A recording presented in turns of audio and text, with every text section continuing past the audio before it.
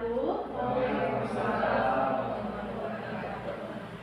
Terima kasih atas waktunya yang sudah diluangkan Bapak Ibu Guru untuk tugas saya aksi nyata diseminasi modul 14. Pertama-tama dan yang paling utama adalah kita mengucap syukur kepada Allah yang telah memberikan kita kesehatan dan kesempatan sehingga kita bisa berkumpul di tempat yang kita cintai ini. Apa itu diseminasi? Nah, di dalam guru penggerak ada tugas menularkan ilmu-ilmu dari modul yang sudah kami pelajari kurang lebih 2 bulan ini. Jadi di tugas akhir modul 14 ini kami diberi tugas untuk menularkan, memberikan ilmu-ilmu yang sudah kami dapatkan. Dalam arti kata kalau ilmu itu jangan kita simpan sendiri ya Bu ya, jadi kita bagi-bagi. Iya Bu, itulah dia diseminasi. Jadi diseminasi itu kegiatan menularkan ilmu-ilmu yang sudah kami dapat di pendidikan guru penggerak ini. Jadi di sini kami dibimbing oleh Bapak Fasilitator dan Ibu pengajar praktik. Nah, apa bedanya kalau Bapak Fasilitator yang mengawasi kami jalur udara? Jadi dia bersifat daring, online seperti Zoom, tugas-tugas diupload, diunggah, gitu, medianya online. Sementara jalur daratnya kami dibimbing oleh Ibu pengajar praktik yang tempo hari kemari. Mungkin Bapak Ibu ada lihat ya, saya diperiksa, saya dibimbing oleh Ibu Ratna. Lalu di modul ini ditekankan itu tentang budaya positif. Kira-kira dari Bapak Ibu apa yang terbenak ketika mendengar kata budaya positif? Iya, Bu Ade boleh. Budaya positif adalah sesuatu hal atau kebiasaan yang kita lakukan itu baik dampaknya. Iya, benar sekali. Jadi budaya itu kan sesuatu yang dirutinkan, kebiasaan. Jauh sebelum adanya guru penggerak juga guru-guru kita, senior-senior kita sudah melakukan praktik-praktik baik. Namanya kita seorang guru kan, kita sudah belajar di fakultas keguruan, FKIP, semua ilmu itu sudah ada budaya positif itu. Tapi mungkin kita tidak rutin, tidak konsisten, sehingga kami diminta untuk lebih konsisten lagi, rutin lagi, melakukan kebiasaan yang bernilai positif, yang di dalamnya mengandung sejumlah kegiatan yang menumbuhkan karakter-karakter baik. Misalnya apa? Misalnya karakter baik itu seperti salam di pagi hari kan kita ada melakukannya kan Bapak Ibu kan. Jadi jauh sebelum guru penggerak juga ada kita lakukan praktek baik. Di modul 14 ini ada beberapa yang ditekankan, yaitu yang pertama itu perubahan paradigma. Apa itu perubahan paradigma? Sebelum perubahan paradigma kita ice breaking dulu ya supaya ini ya suasananya lebih hidup. Ini tentang tebak-tebakan bahasa Inggris. Nah, siapa yang tahu bahasa Inggrisnya Ibu? Nah, iya benar, mother. Ibu itu mother. Kalau jari? Finger. Benar Ibu Rika, finger, jari. Finger berarti kalau ibu jari? Bukan mother finger. Mother finger apa tahu? Ya ternyata nggak bisa ya, dikecokkan ya. Ada guru bahasa Inggris. Padahal saya mau mengecokkan tadi kan ibu mother, jari finger. Jadi ibu jari harusnya mother finger ya kan? Ternyata nggak bisa terkecokkan. Ada ibu bahasa Inggris. Satu lagi. Kalau mata apa? Eye. Kalau dua matanya kayak mana? Double eye? Kayak mana yuk? Apa yang tahu boleh tunjuk tangan. Eyes ya katanya ada S. Bener nggak ya? Ternyata kalau mata-mata adalah spy. Akhirnya terkecokkan ya. Satu lagi kalau rumah apa? House. Kalau sakit berarti kalau rumah sakit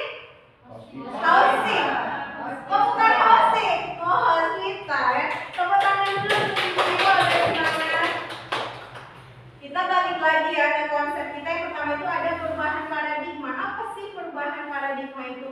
Sebenarnya tidak ada yang berubah drastis sekali. Mungkin sebelumnya saya sendiri pribadi kalau ngajar tuh berorientasinya belum kepada murid gitu, masih saya berpusat kepada guru. Tapi setelah mengikuti pendidikan ini, saya sudah menerapkan pembelajaran yang berorientasi kepada murid.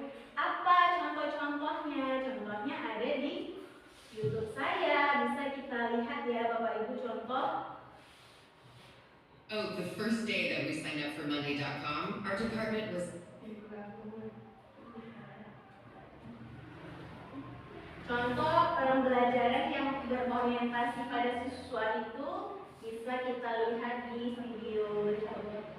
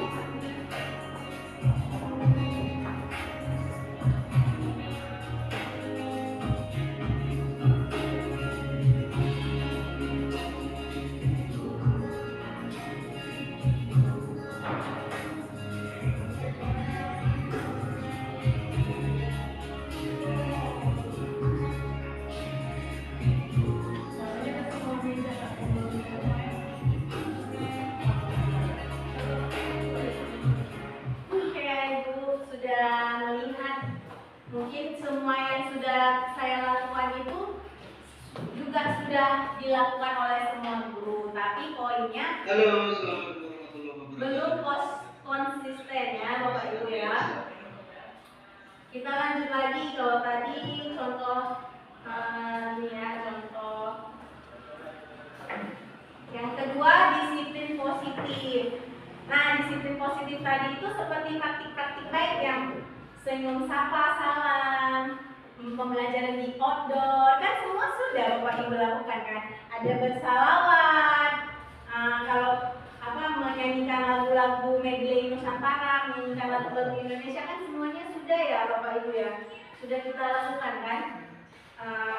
Dia belajar secara mandiri beserta didiknya, bisa juga belajar berkolaboratif, semuanya sudah kita lakukan, mungkin belum dirutinkan saja. Nah, kalau ini Bapak Ibu bisa nonton di aksi nyata yang kedua.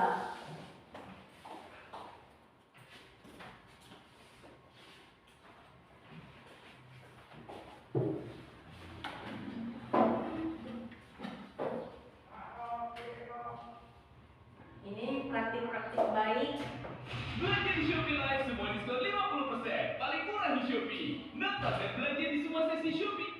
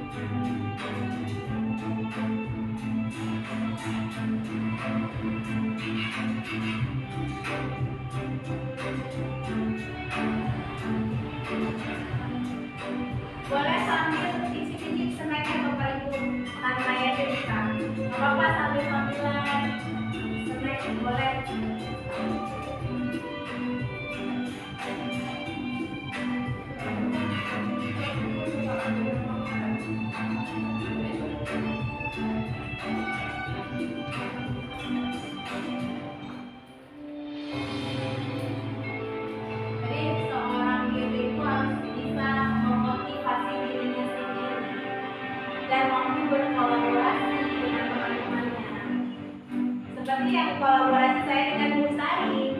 Ya Bu Sari ya.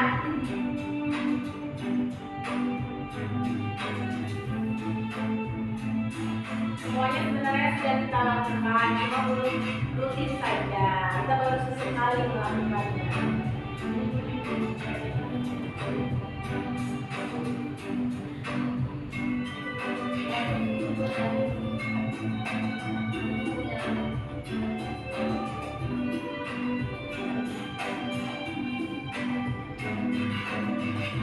Kita ada ikut pelatihan, yang sudah juga semuanya sudah.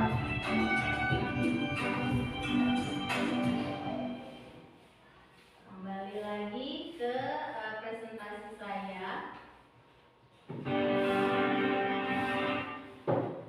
Tadi praktik baik sudah, lalu ini mungkin ada yang baru, keyakinan kelas. Sebenarnya nggak baru-baru kali juga sih. Keyakinan kelas ini tuh kata-kata lainnya adalah seperti peraturan kelas. Nah ini mungkin diperbarui kata-katanya menjadi keyakinan kelas. Jadi misalnya di peraturannya itu dilarang membuang sampah sembarangan, itu kan peraturan. Nah kalau dijadikan keyakinan kelas, kata-katanya aja yang berubah. Guru dan murid sangat menghargai nilai-nilai kebersihan. Nah, jadi cuma ada kata-katanya aja yang dirubah. Sebenarnya keyakinan kelas ini seperti sebuah peraturan, sebuah kesepakatan yang harus disepakati, seperti konsekuensi gitu. Kan kita juga ada melakukannya di kelas, ya kan? Nah ini contoh keyakinan kelas saya. Misalnya hanya boleh naik turun tangga di waktu yang penting. Nah, kata-katanya kalau biasa peraturan tidak boleh naik turun tangga atau dilarang naik turun tangga. Jadi hanya kata-katanya yang dibuat lebih halus lagi. Terus demi menjaga keselamatan hendaknya menjauh dari jendela. Tapi kan itu nilai-nilai keselamatan, gitu kan? Terus kami menyadari tembok di balkon bukan tempat bersandar. Berarti kan itu kalau peraturannya dilarang bersandar di tembok, itu hanya kata-katanya saja yang diperhalus. Lalu ada pertanyaan, mengapa murid suka melakukan pelanggaran? Jawabannya itu pada dasarnya dia itu tidak terpenuhi kebutuhan dia sebagai manusia. Jadi sebagai manusia itu kita memiliki lima kebutuhan dasar manusia. Ada 5, yaitu kebutuhan untuk bertahan hidup seperti kita makan, minum, memakai pakaian, kita punya rumah, itu kan survive ya kan, biar kita bertahan hidup. Terus kita kebutuhan ada kasih sayang. Jadi anak kecil itu banyak dia membutuhkan kasih sayang lebih banyak. Artinya masih kecil, dia belum dewasa. Nah kita ini kan di taraf jenjang SD. Jadi sebagai guru harus pintar-pintar menjaga emosi dan lebih memahami perasaannya si murid tadi.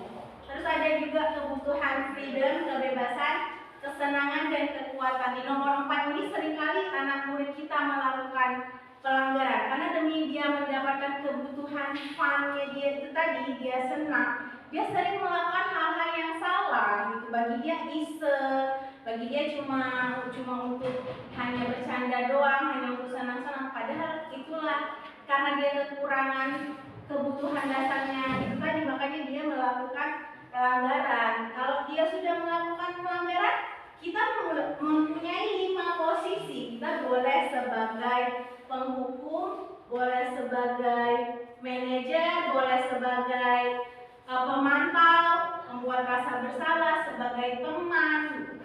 Jadi yang paling bagus menurut Bapak Ibu yang mana? Kalau saya dulu sebelum CGP itu saya sebagai teman. Kalau dulu ya, dulu sebelum ikut CGP saya sering memposisikan diri saya itu sebagai temannya anak murid. Ternyata itu belum bagus posisi kontrol yang sebagai teman. Kita balik lagi ya. Jadi menurut Bapak Ibu yang paling bagus sebagai apa?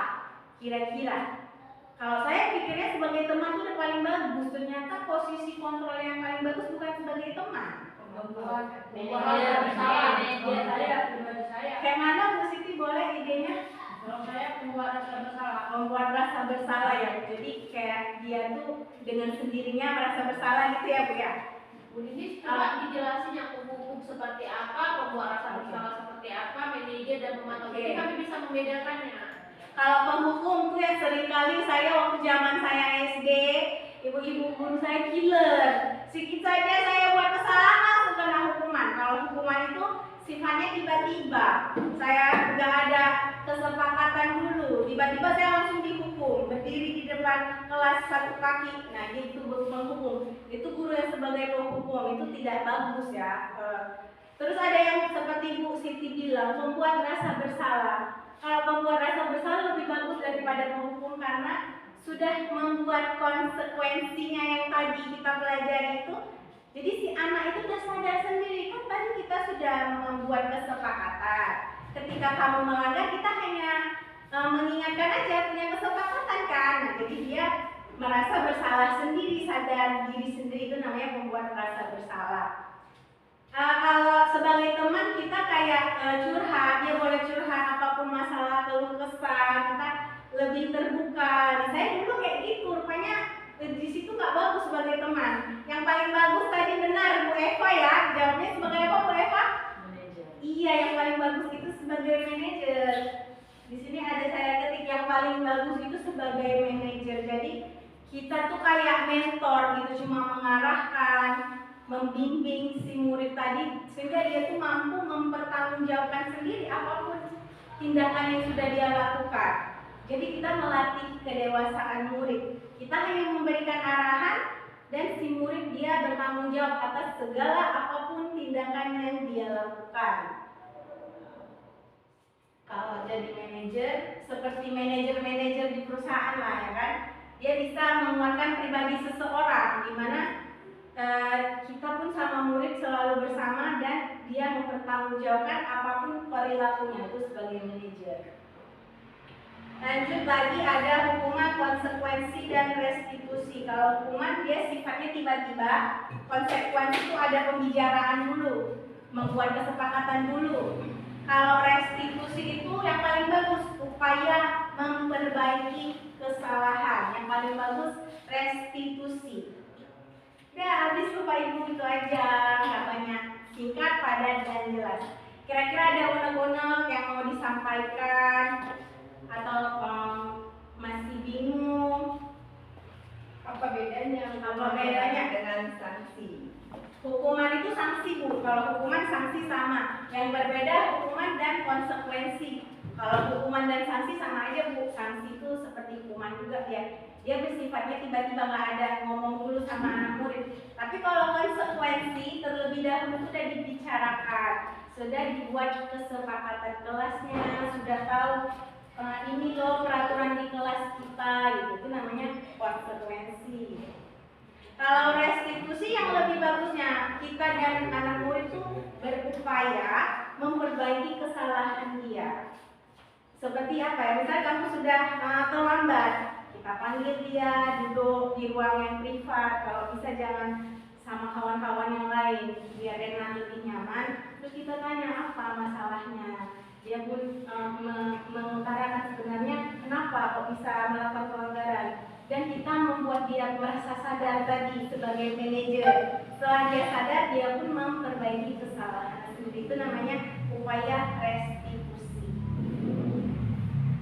Begitu aja Bapak Ibu, karena waktu sudah mau Jumat, jadi saya tutup, akhiri, semoga ini bermanfaat. Wabillahi taufiq wal hidayah. Assalamualaikum warahmatullahi wabarakatuh. Waalaikumsalam warahmatullahi wabarakatuh. Terima kasih atas Boleh dihabisin dulu semuanya. Ya, harus habis Pak. Ya. Kak, yang mana nggak ada lagi Kak? Habis. Oke, habisin loh Bu. Ada dibeli.